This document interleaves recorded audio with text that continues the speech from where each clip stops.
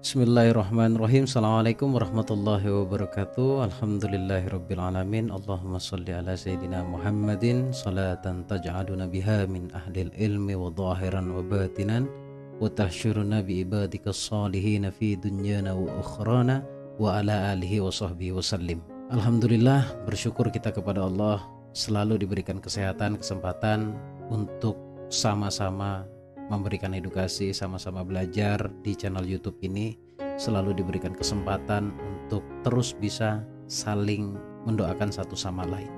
Seperti biasanya diawali dulu saling mendoakan, karena hakikinya ketika kita mendoakan orang lain, kita akan mendapatkan doa atau hasil yang sama seperti apa yang kita panjatkan, apa yang kita doakan. Saya mendoakan Anda semuanya agar dimudahkan rezekinya, diberikan kesehatan oleh Allah, dan diberikan banyak keajaiban dalam hidupnya, keajaiban yang positif. Dan buat teman-teman yang merasa punya kewajiban banyak belum terlunasi, saya mendoakan agar semua kewajibannya dilunaskan oleh Allah dan diberikan kemudahan juga dalam pelunasan. Untuk teman-teman yang punya penyakit fisik, saya mendoakan agar Allah angkat penyakitnya, kemudian Allah berikan kesembuhan dan diberikan kebahagiaan oleh Allah. Amin ya rabbal alamin. Seperti biasanya, ajakan saya untuk Anda semuanya agar mengikuti program puncak saya, yaitu Private School Rahasia Keajaiban Doa, yang saya adakan selama setahun, yang sifatnya online. Banyak sekali manfaat yang bisa kamu dapatkan. Pertama, pastinya kamu akan mendapatkan materi dalam bentuk penjelasan video yang tidak ada di YouTube loh ya. Yang kedua, Anda mendapatkan program audio, yaitu audio program ulang bawah sadar, audio program magnet uang, magnet cinta, dan lain-lain sehubungan dengan keilmuannya. Dan yang paling penting adalah kamu juga mendapatkan bimbingan secara online, yaitu di Zoom meeting ya. Edukasi di Zoom meeting setiap minggunya atau dengan pertemuan terjadwal. Jadi segera daftarkan diri Anda. Untuk pendaftarannya kamu bisa cek di deskripsi atau langsung WA ke nomor saya 085849906027. Baik, kita lanjut pembahasan di video kali ini. Saya ingin membahas mungkin pertanyaan batin kamu ini nih ya, yang tidak tersalurkan, tidak bisa tanya langsung ke saya. Saya coba untuk meraba apa yang ada di hati kalian semuanya secara umum. Pertanyaan pertamanya adalah, mungkin ya ini terlintas di pikiran Anda atau di hati Anda, bagaimana proses keajaiban itu terjadi? Itu kalau disampaikan dengan kalimat yang positif. Kalau di kalimat yang negatif, kenapa hidup saya selalu banyak kesialan yang terjadi?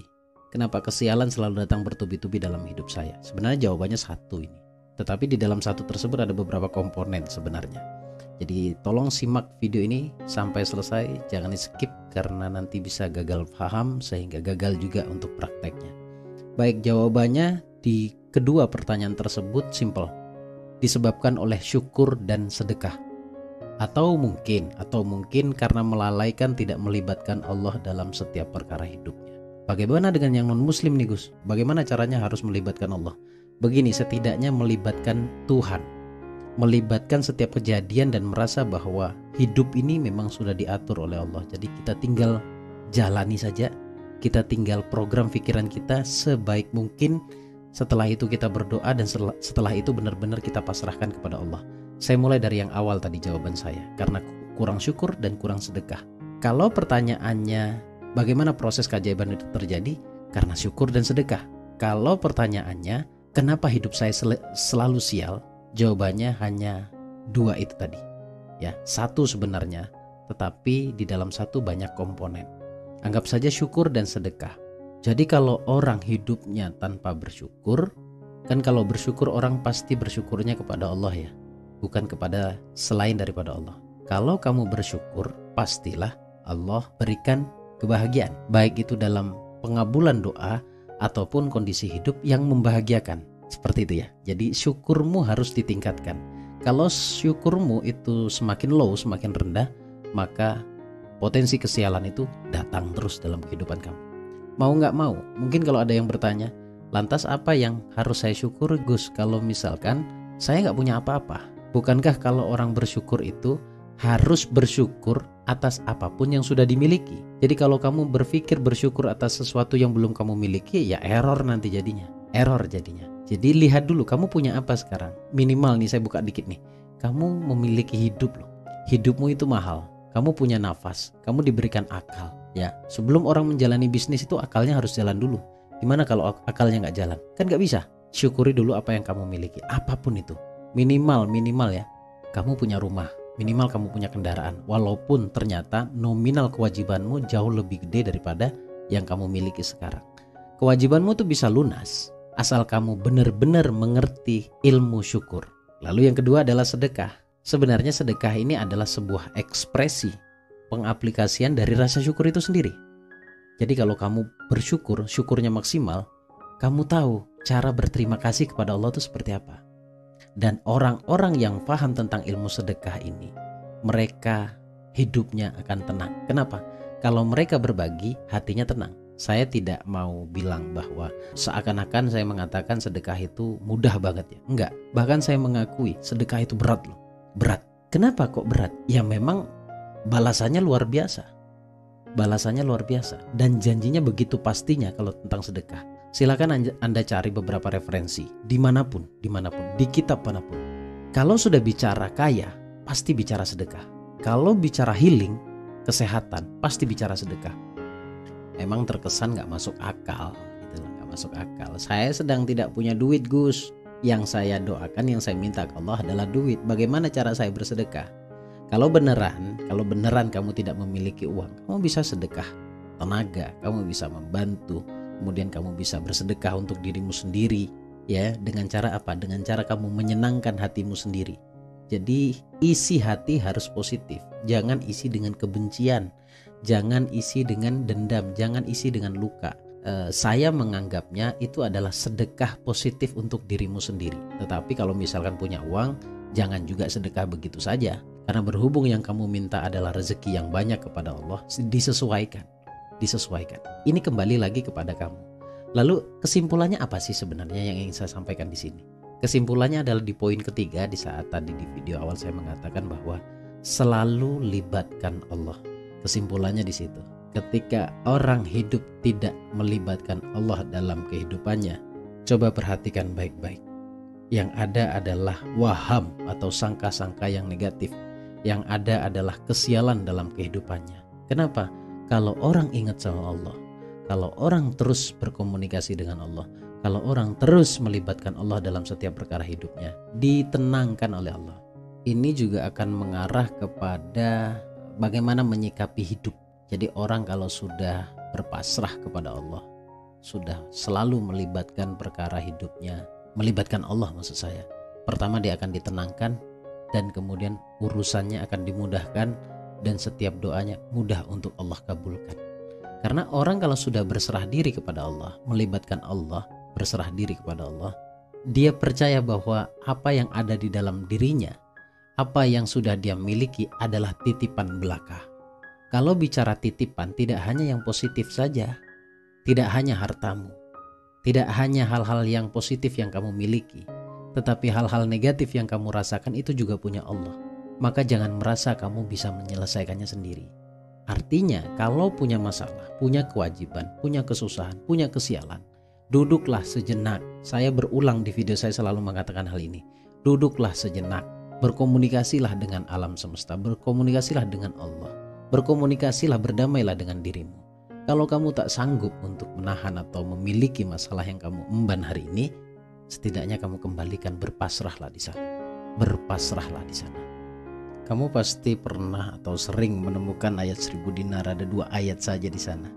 Ya, ayat pertama itu sebuah informasi, ayat kedua itu clue-nya sebenarnya. Jadi ketika kamu berpasrah ya, berpasrah sekali lagi, menyerahkan semua urusan kepada Allah. Di situ kalimatnya wa may yatawakkal 'alallah fahuwa hasbuh. Artinya, barang siapa yang bertawakal kepada Allah, niscaya akan Allah cukupkan keperluannya. Kalau cukup versi Allah, bukan cukup versi kita. Cukup versi kita itu sedikit, tetapi cukup versi Allah itu lebih-lebih daripada yang sedikit, artinya banyak. Gitu. Jadi seriuslah dalam meyakini apa yang sudah Allah pesankan, yang Allah sampaikan di dalam Quran. Jadi simple sebenarnya, ketika kamu benar-benar mengembalikan semua urusan kepada Allah, selesai semua masalah. Ketika kamu benar-benar melibatkan Allah di setiap perkara, selesai semua perkaramu. Ketika kamu benar-benar berpasrah kepada Allah, dimudahkan dan dikabulkan semua doa. Sesimpel itu, ya sesimpel itu.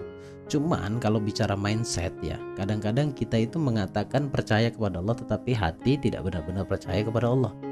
Belum tentu hati itu benar-benar percaya, karena percaya itu butuh bukti. Kalau saya percaya kepada orang tua saya yang pasti akan memberikan saya makan, maka ketika saya percaya, saya kan nggak akan nanya. Saya nggak akan nanya apakah di dapur ada makanan. Sudah pasti orang tua saya akan mencukupkan makanan untuk saya. Sama halnya seperti ini. Ketika saya benar-benar percaya kepada janji Allah, maka saya tidak perlu bertanya lagi apakah ini akan dibuktikan atau tidak oleh Allah. Semuanya sudah dibuktikan. Sederhananya begini, saya mau bertanya kepada Anda semuanya, siapapun Anda dimanapun berada. Anda umur berapa sekarang? Dan kapan pertama kali Anda mendapatkan masalah yang hebat menurut Anda? Coba Anda ingat-ingat kembali. Toh semuanya Allah selesaikan. Sepanik apapun Anda, ya, segerusar apapun Anda, sebingung apapun Anda, sepercaya apapun Anda, setidak percaya apapun Anda, dikabulkan ke Allah. Diselesaikan semuanya, diselesaikan. Hari ini saya bertanya kembali ke Anda, masihkah Anda ragu dengan janji Allah? Untuk mempermudah itu semua perlu pasrah, perlu mengembalikan. Maka hilangkan keakuan dalam dirimu. Hilangkan keakuan dalam dirimu. Bukan kita yang menyelesaikan masalah kita. Bukan juga kita yang menyelesaikan kesulitan-kesulitan yang ada dalam diri kita, dalam kehidupan kita. Bukan sebenarnya. Kalau Allah yang memberi, ya Allah yang pasti akan menyelesaikannya. Allah tanggung jawab, bukan seperti kita. Kenapa saya mengatakan seperti itu? Ketika Allah berikan sesuatu, belum tentu kita ingat Allah. Ketika kita diberikan kebahagiaan, diberikan kemudahan rezeki, belum tentu kita ingat Allah. Sekali waktu Allah uji kembali, Allah ambil. Kenapa? Sebagai bentuk rasa rindunya Allah kepada kita. Karena kalau mau melihat orang itu datang ke Allah, kebanyakan ketika ditegur, diambil apa yang sudah dimiliki, baru cari Allah. Baru cari Allah. Itu kenapa saya berpesan ke seluruh teman-teman, ya, ke seluruh peserta saya, ke seluruh penonton saya dimanapun Anda berada. Jangan nunggu susah baru cari Allah. Jangan nunggu banyak masalah baru cari ilmunya. Setidaknya hari ini, walaupun Anda belum susah, ketemu channel YouTube saya, tonton baik-baik, dipelajari. Kalaupun ada rezeki lebih, ikut seminarnya, ikut kelasnya. Kenapa? Itu investasi untuk diri Anda sendiri. Jadi jangan canggung, jangan ragu. Karena ketika kamu punya masalah, baru kamu sibuk. Apalagi masalahnya adalah masalah keuangan. Datang ke saya bilang, saya kalau misalkan punya uang Gus, saya akan bayar berapapun. Ya, bahasa orang saat tidak punya uang seperti itu. Ketika punya uang kemana? Kan seperti itu. Ya, semoga ini bisa menjadi renungan kita bersama. Artinya selalu libatkan Allah. Baik senang, baik tidak senang ataupun sedih ataupun susah, selalu libatkan Allah. Saya jamin hidup Anda akan bahagia. Hidup Anda akan tenang. Minimal Allah tenangkan. Minimal Allah tenangkan. Kalau sudah tenang, solusi mudah kelihatan. Saya pernah ilustrasikan di beberapa video saya sebelumnya. Kalau orang tenang itu yang dilihat adalah solusi. Tetapi kalau orang panik itu yang dilihat adalah masalah dan keputusasaan. Maka tenangkan dirimu setenang-tenangnya. Kalau sudah tenang, berzikir ke Allah. Ingat Allah. Ingat. Kalau sudah ingat, sebisa mungkin nyebut. Setelah nyebut nama Allah, aplikasikan. Praktekkan. Insya Allah Allah berikan kemudahan. Sekali lagi, saya mendoakan Anda semuanya agar dimudahkan setiap urusannya dan diberikan kelapangan dada bagi teman-teman yang hari ini mungkin punya kesulitan. Dan insya Allah ilmu yang Anda pelajari pastilah akan bermanfaat kalau benar-benar dipraktekkan. Saya mendoakan Anda semuanya. Saya Gus Baraja, Al-Fakir Ad-Dhaifilullah. Sampai ketemu di video berikutnya. Assalamualaikum warahmatullahi wabarakatuh. Allahumma sholli ala sayyidina